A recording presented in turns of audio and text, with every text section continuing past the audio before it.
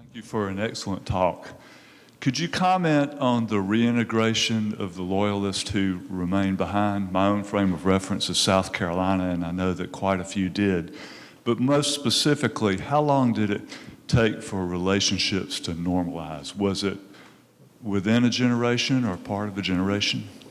It was within much less than a generation. I think the speed with which it happened, certain observers were actually surprised by it, I think.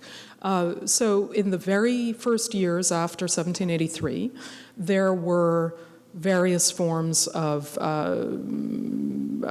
legal persecution and so on that did remain. For example, Alexander Hamilton, I actually haven't seen the Broadway show, so I don't know if this is in it, but Hamilton cut his teeth as a lawyer, partly, in defending former Loyalists in various kinds of court cases in New York State, which was one of the states in which certain kinds of anti-Loyalist measures were passed despite the terms of the peace treaty. So during the 1780s, you see certain forms of persecution legally, and I assume in a kind of everyday sort of sense. There probably would have been a certain amount of tension in certain local communities as Loyalists went back. But I think, too, as I say, to people's surprise, by the 1790s, you have the Jay Treaty, for example.